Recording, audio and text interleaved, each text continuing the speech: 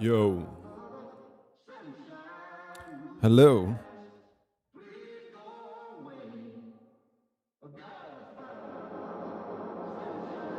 More reverb here. We gotta get some guys from one room. Hi, Marcus. From one room on YouTube to another one. On one live stream to another one. I tried to schedule it, and that didn't work out exactly the way I wanted it to. So I just have to close down that room, and then they know where it is. Hi, Morten. Good to see you. So hang on for just a few seconds, and then we'll begin the stream.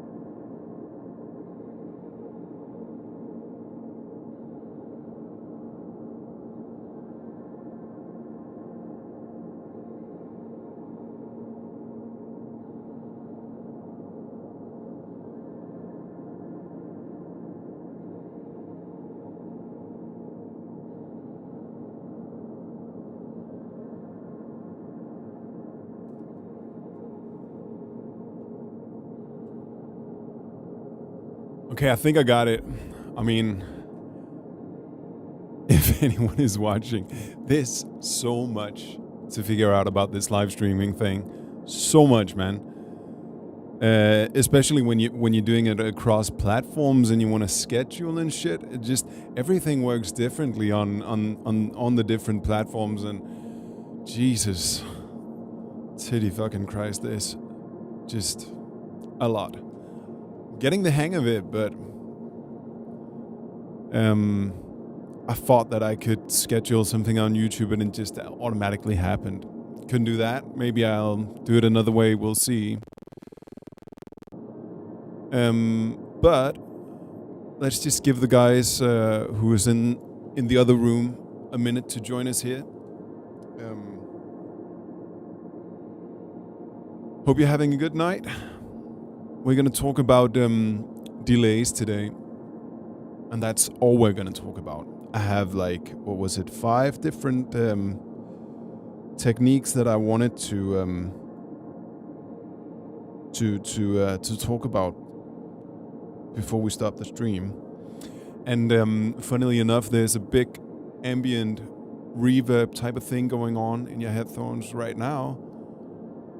It's the exact opposite we're going to talk about. We're going to talk about how to, instead of using a whole lot of reverb, like good old vintage reverb here, how we can instead use some delays and tighten up our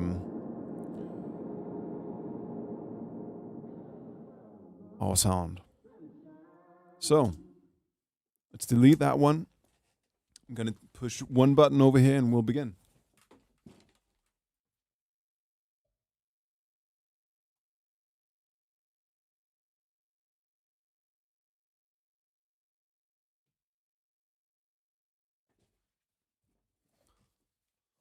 And also, one more thing I want to say is that the internet that I've been using just stopped working on Monday. That's why there was a lot of dropped frames, and I'm still finding out how to deal with it.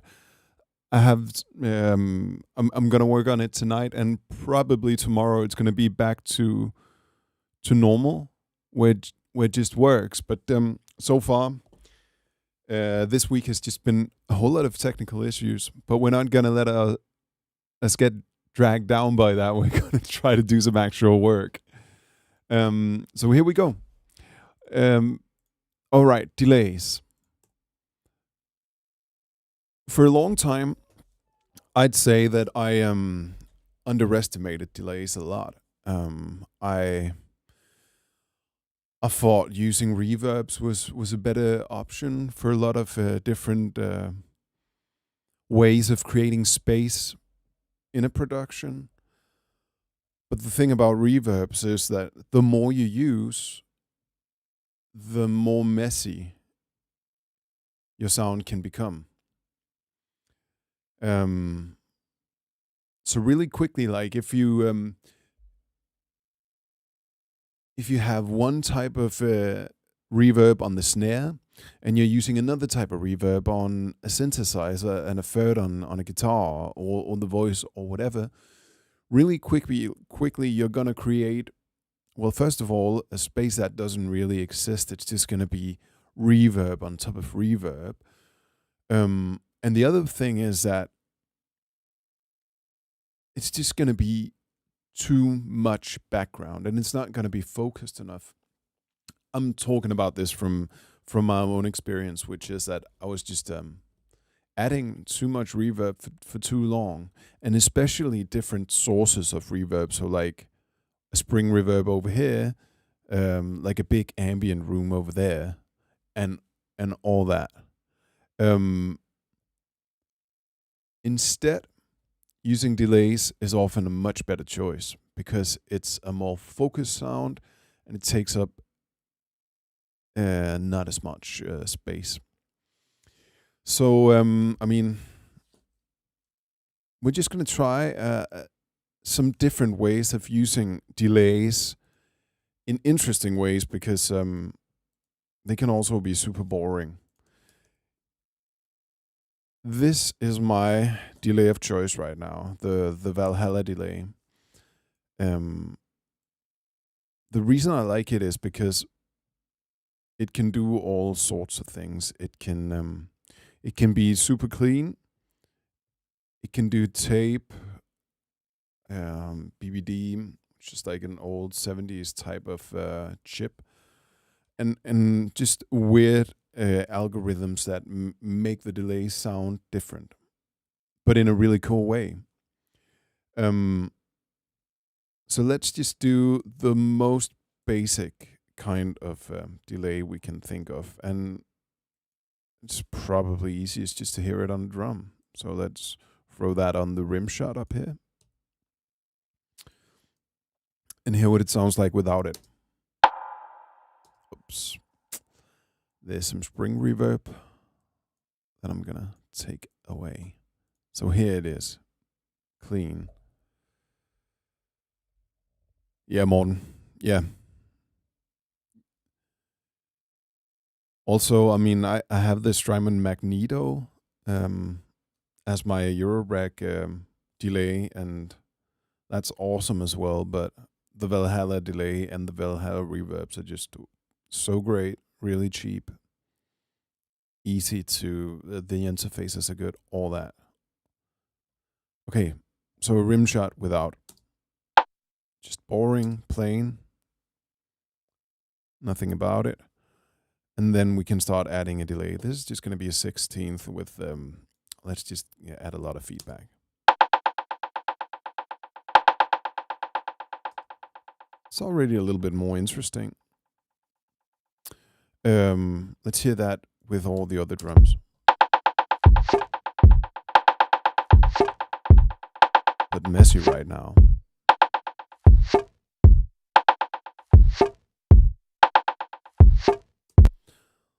So it adds a rhythm to it, and it can be interesting.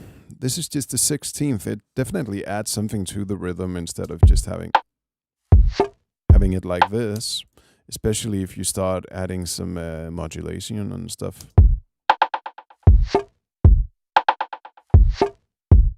Maybe add some drive. Oh, sorry, man. I thought cool. Yes, you can see. And hi, Casper. Okay. So I'm adding some drive. And please remind me again if I fuck up on the camera angles.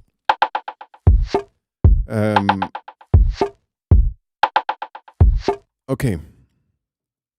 Let's do something more interesting already. Because I'm a little bit bored with it. But like, you can all think of a lot of normal ways of using a delay. It can be 16th, it can be 8ths. You can do dotted stuff. You can do really fast. Often a favorite of mine. And you can add color.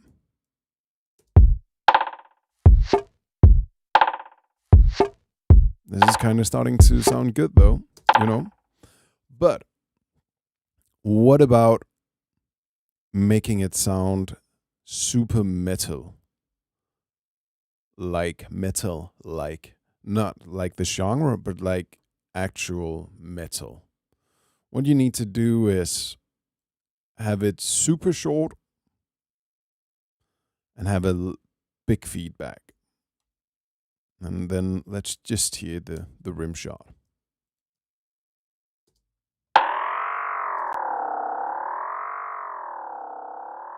There we go. And there's a modulation on it. Let's just remove a lot of it.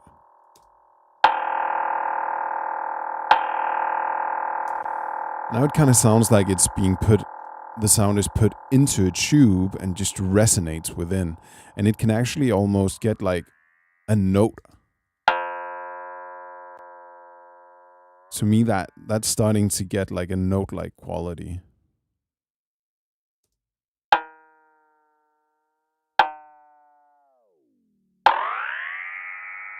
And yeah, especially when you start messing with putting on an LFO on the delay time, you get these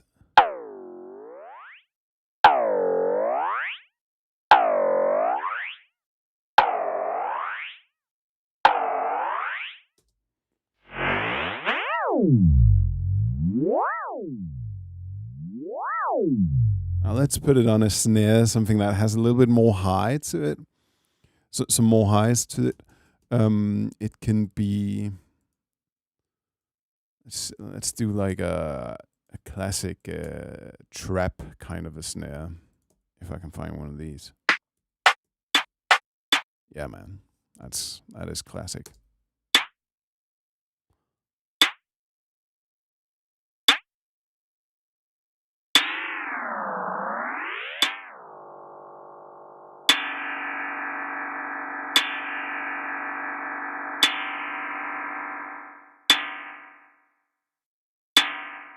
Okay, so now we're getting into sort of like metal territory. I really enjoy this kind of thing. To add just a little bit to it, I'm changing the algorithm here and just creating a little bit of another tone in the delay signal. So, and I turned down. If you can see down here, what I always do in Ableton, if I put these like delay or reverb on a single track, I've created this what's it called? Is it called an audio effect rack, with a dry and a wet, and then made some macros for it, because that way, instead of having a mix with 0 to 100, as soon as I turn it down, I lose some gain in the original signal, and then I have to change the gain structure. I don't like it like that. I want, like, this is my dry wet. I have the dry signal here, and then I can start adding in the wet. But the dry signal is always the same loudness.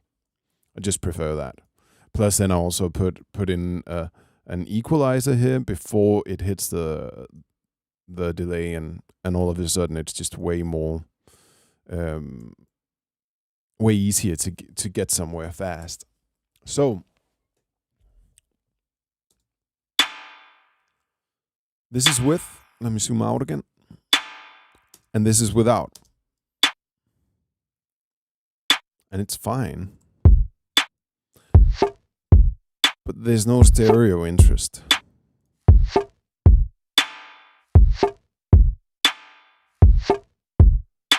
And you could say that because the different because there's such a so little space between each delay, it's almost right in between a reverb and a delay. And it kind of sounds like a tiny, tiny space, you know, like, for instance, a tube or something. But it does create something that's almost as much a reverb as a delay. And then it's just about mixing it extremely low. Now it's like at minus 30. So that's fucking done.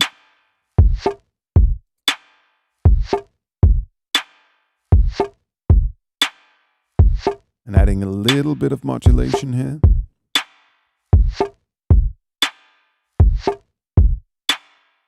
And you can change the other settings. And do I always know exactly what I'm doing each time I change a knob? Not at all. I have an idea, and then, you know, you see where you're going, and oftentimes it's just trial and error, and you got to get used to that. And personally, that's what I love about making music with these kinds of tools. You can just keep going until you find something interesting. I do enjoy this sound. But you can also use this metal thing as a effect where, and if I use it like that, I would often record, re-record it so that it sounds the same every time. But let's use a loud feedback and then create a track that records. And now we're starting to get some self-oscillation.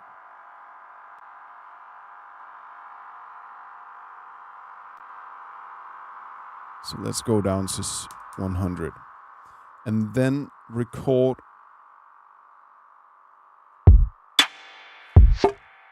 Oh, sorry. I need to have the wet all the way up, of course, when I do it this way. And let's kill the feedback and back up. Here we go. Here we go. Okay, that's enough. Because what I just want to do real quick is play you what we got from this. And I could have been way more careful about how I did it. It's not that important right now. Let's reverse it and give it a good volume envelope and listen to it.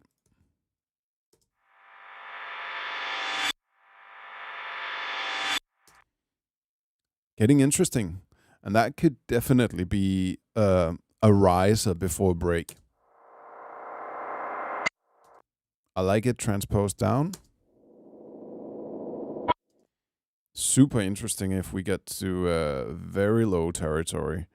Like What did I do here? Was it minus 22 or something? Let's hear it with a little bit of other drums.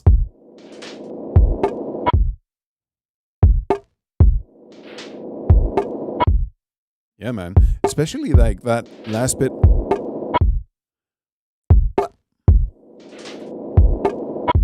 That's great. So I often use these metal-like tones to record and then mess around with afterwards. I also want to show you one other plugin that I use for metal tones, or that might be even better than Valhalla Delay, and that is the Fab Filter. Oh, where do I have it? Timeless. Actually, I have the presets over here. Fab Filter Timeless have some amazing presets for these metal types. Can you hear this? So it's self-oscillating. Let's hear it with the snare going through.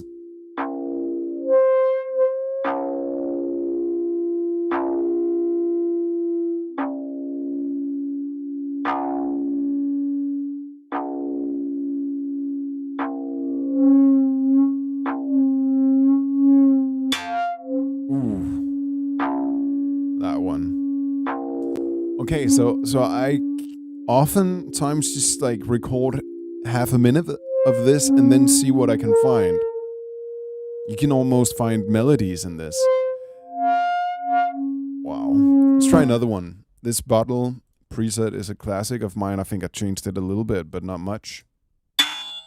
Yeah. I mean, this is straight up Sophie territory in the best possible way.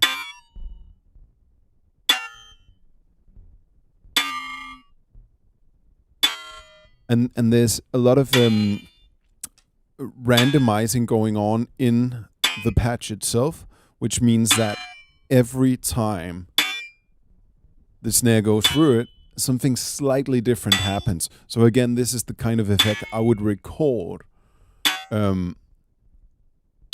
Yeah, Morten, the other one sounds like a flute, and this sounds like, I don't know, like smashing a metal bit onto another metal bit. It doesn't sound like snare at all anymore, but it sounds great to me. And let's see, what is the last? I think there's one more. Yeah, this one. Really great as well. So if you have, maybe you have the Fab Filter pack. I think these are on the Resonator, probably. I'm not completely sure. But you can find these metallic tones in Fab Filter. Ooh. Yeah, man. That's exactly right. Okay, so that is that's the metallic bit that I wanted to show you. The other one, and this is a long time Ranglekloss classic, and I think we should use a melodic sound to do that instead. Is so I call that the method we just went through, metal. The other one I call rubber, and this is just what I call it. These are not terms that that you'll find in textbooks. This is just for me to remember and buy. But rubber, it makes sense to me because, like, if you take an elastic band and you hit it, it goes like, it has a note, some sort of dorn. But then if you like loosen it or tighten it, it goes like dorn. And you can get that effect if you automate your delay line. And I always have, you can see down here, I have a guy called, that's Valhalla Delay, and I call that one rubber, so I know what to use it for.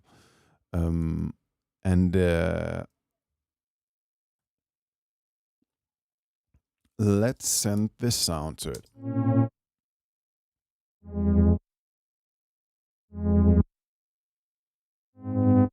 And then that I want something to happen on the second and the fourth. So I'll start by sending to the delay on those two. And more on the fourth than on the second. So you can see it goes to Valhalla Delay, rubber. Okay, so next step is to... I like to put it into millisecond. And then we need it in single mode here. And then this fella is what we're gonna automate. And let's start automating it right. Maybe like that.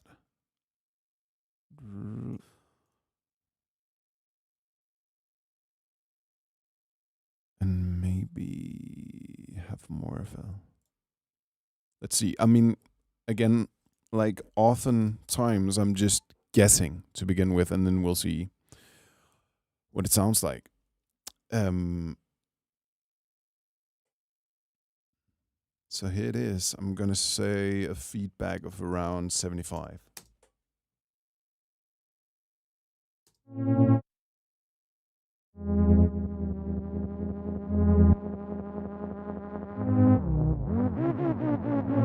Oh, that's why the feedback was way too loud. I must have hit the wrong key.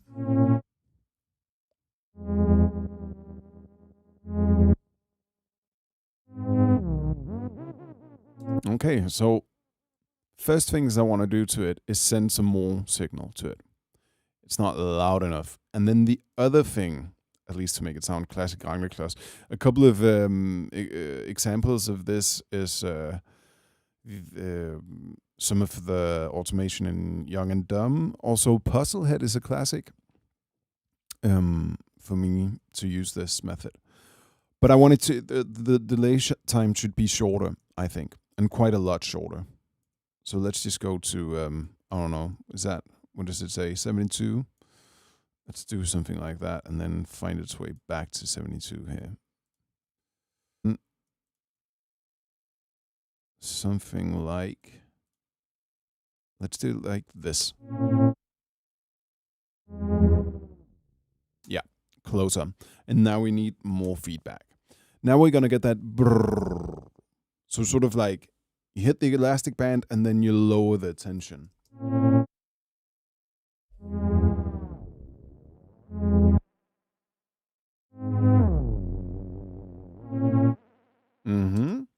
Okay, and the second one, instead of becoming longer, I want it to become even shorter, I think. And then raise the feedback even more. And we got that right here. So it's just almost, I think we're going to put it into self-oscillating territory here, but it doesn't have enough time to actually do so. So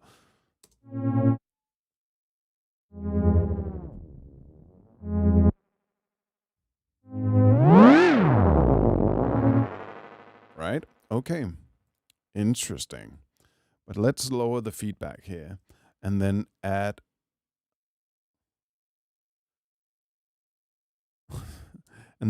a kick just for you to hear where the beat is at. I'm gonna throw in a quick rim shot again.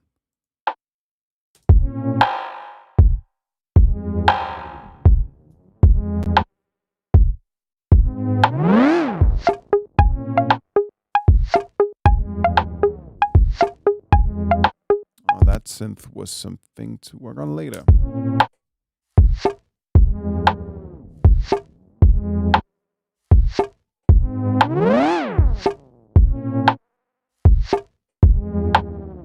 Okay, so here we have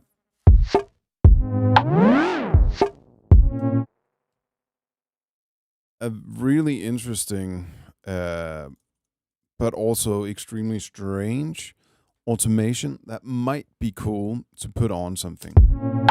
And the great thing is that, let's say we think that this could be great, but we also want to add it to another track because it's on a return now. For instance, if I just make this way higher in pitch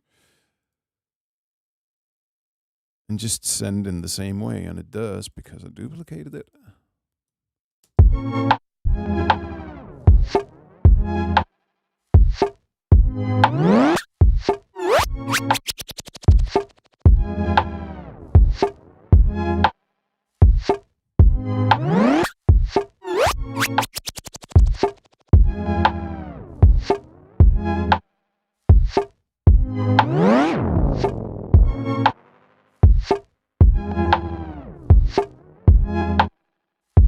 So maybe right now what's going on is that it's just a little bit too loud. I'm just going to turn it down a little bit and then use another delay more subtly to have something going on the first and the fourth, and the third. Let's do like maybe that.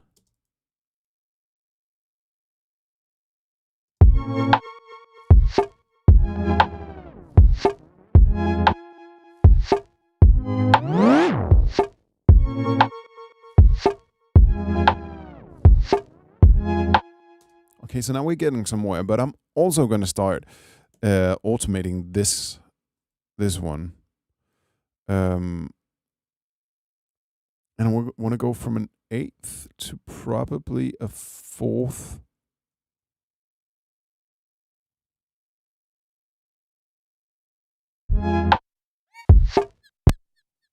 Let's see. Maybe this is the fourth. Mm-hmm.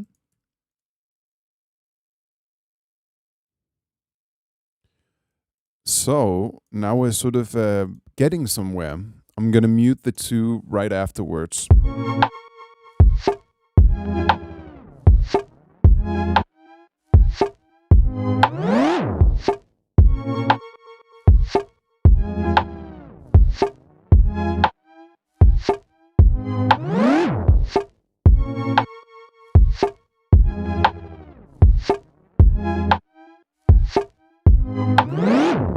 We could even try to add a bass note. Also send the same way to the delay on our delays actually. Let's just go with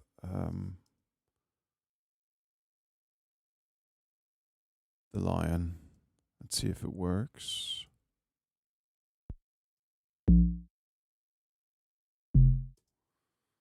Okay, and I'll send like this and like that.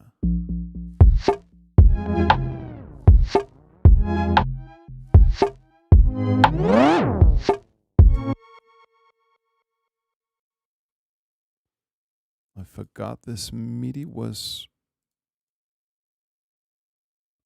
I had a different offset on, so this should be correct.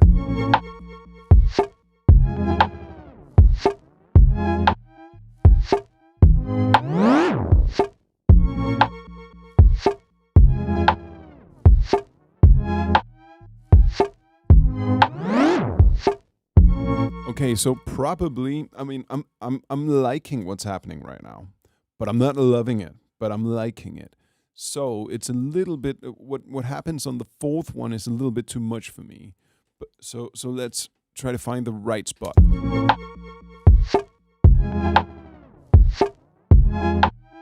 And actually, maybe I don't want it to like return to its initial time there.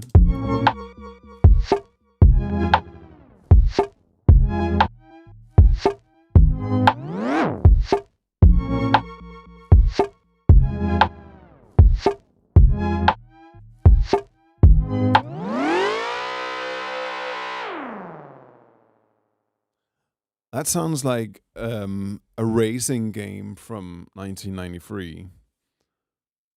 And now I'm going to add just a tad of a spring reverb to only the rim shot, because then you can hear what I'm talking about using reverb on fewer things, but then it stands out more and creates that depth. So now we have only the rubbery delays on the synths and the bass, and then we have one spring reverb on the rim shot, and that's it. And let's see how much space we can create with that.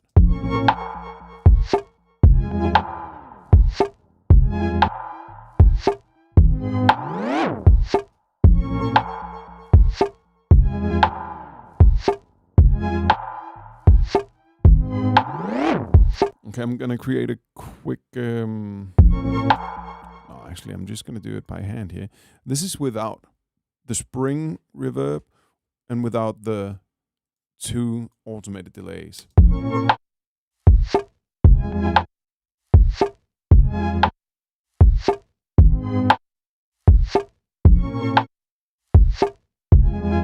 And here's with.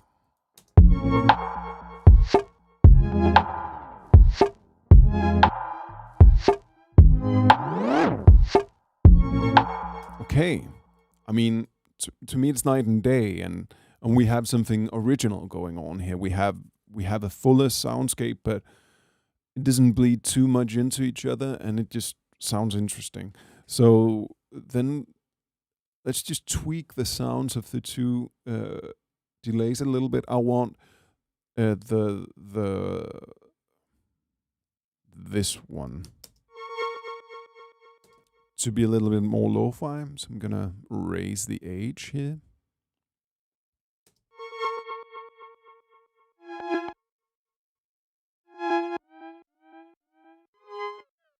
Okay, and then listening to it by itself, I think maybe if we change the time before it goes into it won't have the rubber thing going on with that.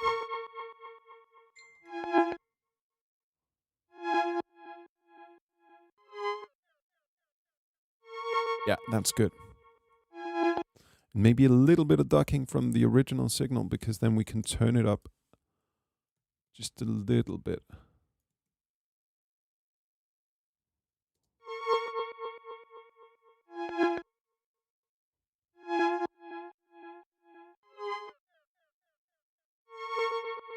Okay, I like the sound of that now. And then the other one.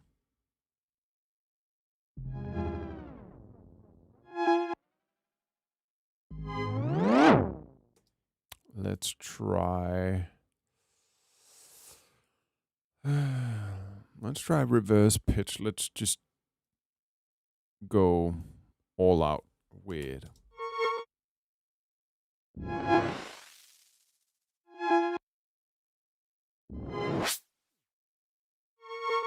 Too strange.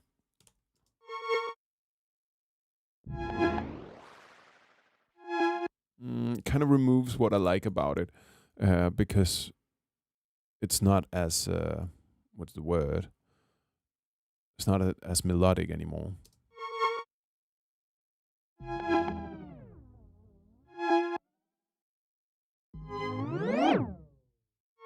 That's okay, but maybe let's do a tape that is super lo-fi.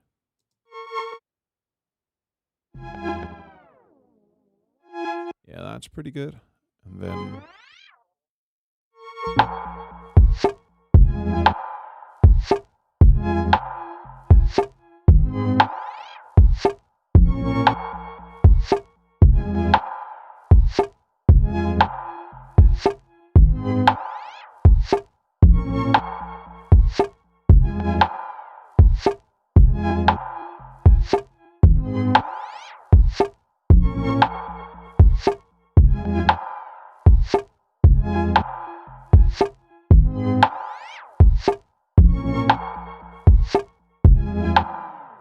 yeah, I mean, I'm fine with this. This is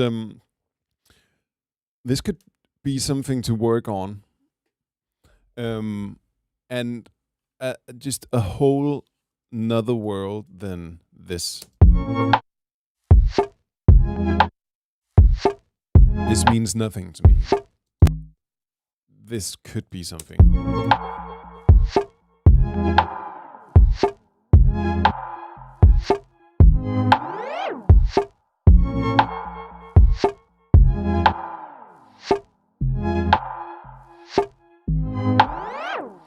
And maybe especially if we go forward to the floor in the drums and just make the kick a little bit more lo-fi. Let's duplicate this one. I know, again, I'm a little bit sidetracked, but that's the way I work. Maybe that one.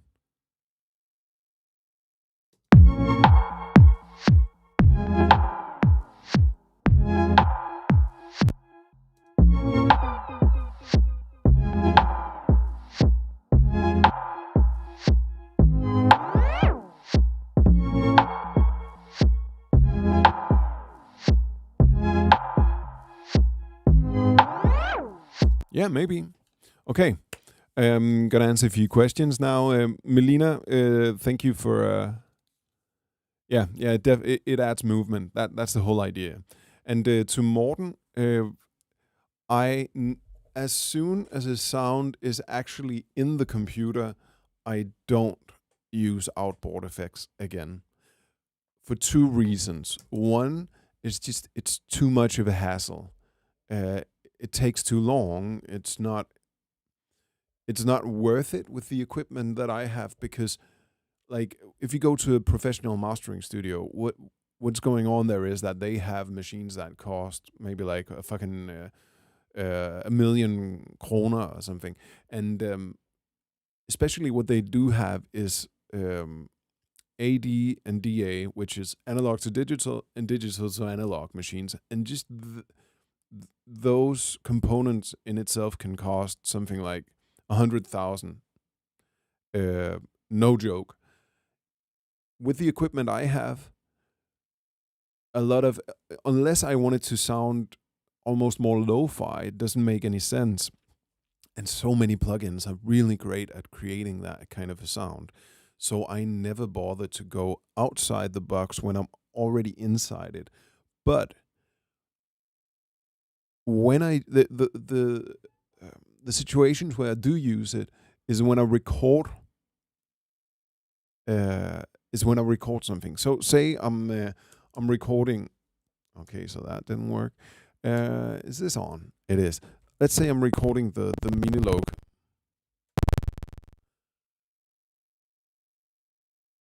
Then sometimes I put on an effect like, let me find it for you guys.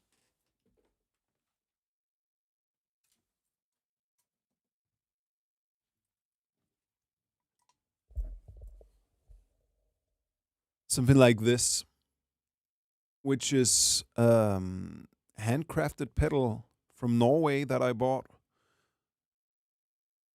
And it does granular stuff.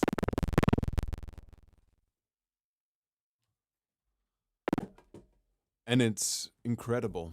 It sounds extremely lo-fi.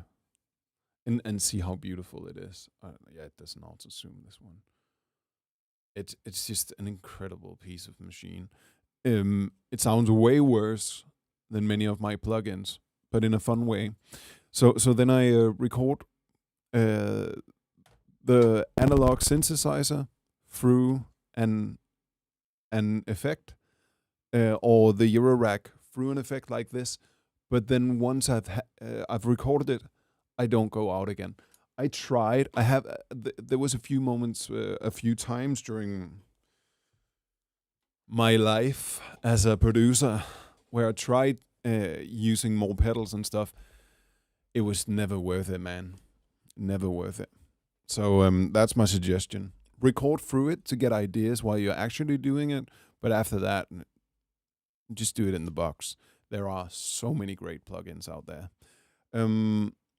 Is it possible to make the reverb more random and sporadic? Are you talking about the reverb that we're using? Right now, there's only a spring reverb, Magnus. So are you talking about the delay effect as a random reverb? Because you can kind of do that.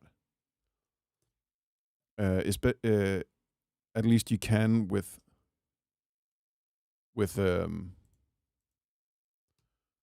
Valhalla plugins. Let me set that up real quick, because that was one of the things I wanted to show anyways.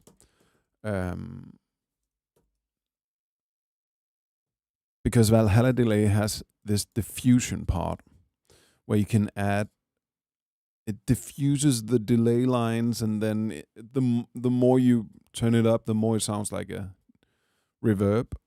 But let's say, let me mute the other two, and then we only send to that delay now, and a lot. If I start turning up the diffusion, it gets more and more reverby. all the way up to that.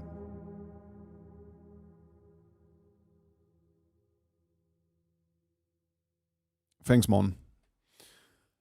Yeah, I mean, I wish that I'd thought it through before I spent money and time on trying to set something different up when there actually wasn't a reason. But here we are. Okay. And if I change the size to something smaller, now we're getting into something that almost sounds like a reverb. And if we start automating the size of this instead of automating the delay line, you can get these type of sounds.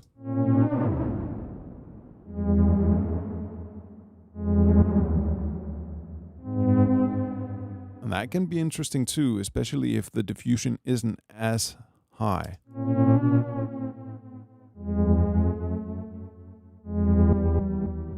But still, if you have a lot of diffusion on and then you, and for that I can use the rubber one again.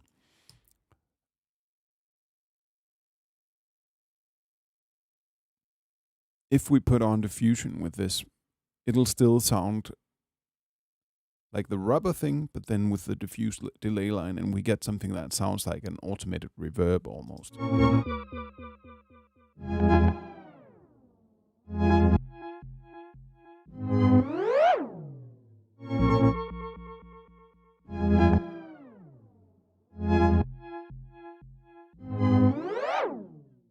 Yeah, man.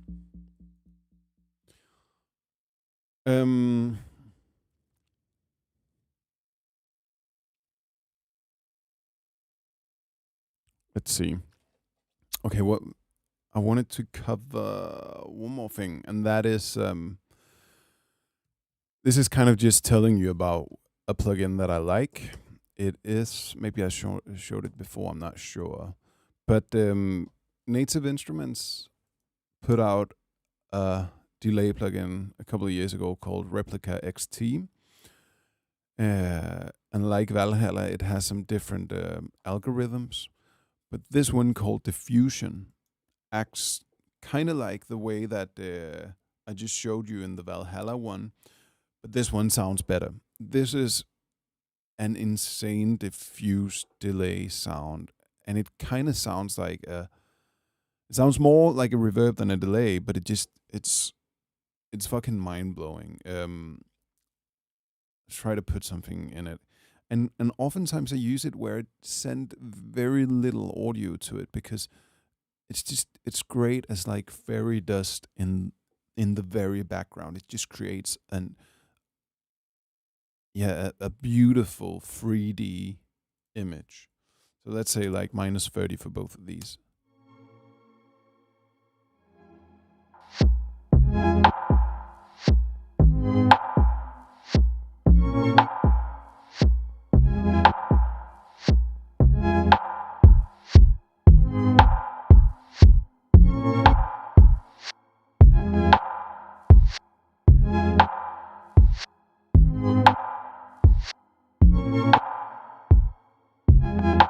Can you hear that? I mean, it's definitely something that's, with a good pair of headphones, you can tell immediately. I'm going to take it off now and just think about the dryness of it. There's no background to the synthesizers. The synthesizers are right here, and there's nothing back here. Now I'm going to turn it on.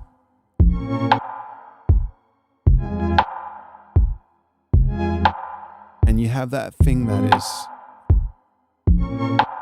well, this is the sound of it. And it does sound almost more like a delay, but it's just not as thick as a reverb. I mean, I can't find anything that in the mix makes this type of ambient background. And I can just really recommend it. Only for the diffusion thing. I think the other things are fine. I just prefer the Valhalla because of the interface and stuff. But this diffusion part, Jesus, it's just perfect. And you can and you can mess with exactly how it sounds.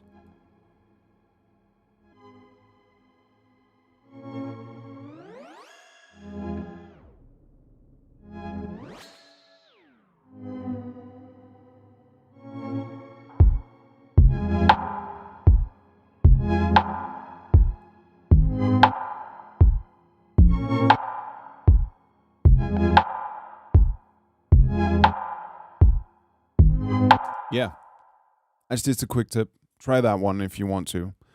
And I would say,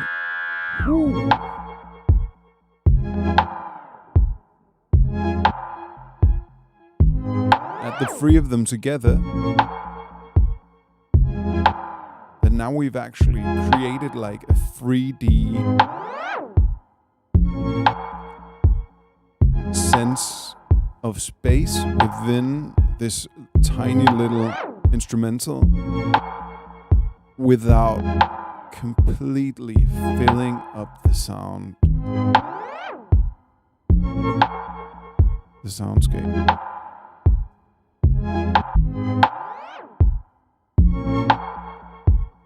And that is the power of 4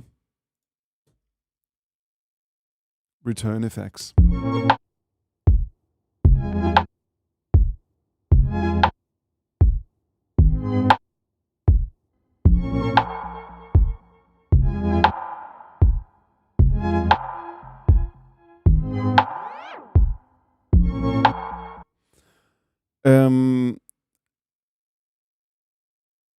That's the basis of what I wanted to show you today. I think we're gonna come back to delay a lot of times because it's just so important. But unless you guys have any questions, that would be it for today. And I can tell extreme amount of dropped frames. And as I said in the beginning, my internet is acting out. I bought some stuff, and hopefully I can sort it out by tomorrow when I have another stream at 2:00. That would be great. But yeah, take care, guys. Have a good night. Guess tomorrow. Actually, Marcus, what I had probably fell through because right now I also have to. It has to be someone that I'm really close to because of Corona, and so I can't just invite anyone, and that fell through. So maybe there'll be someone, maybe there won't, and if not, it'll just be me making another beat, and I hope that's good enough. Then maybe there's gonna be 2 guests next week. Who knows? All right. Ciao.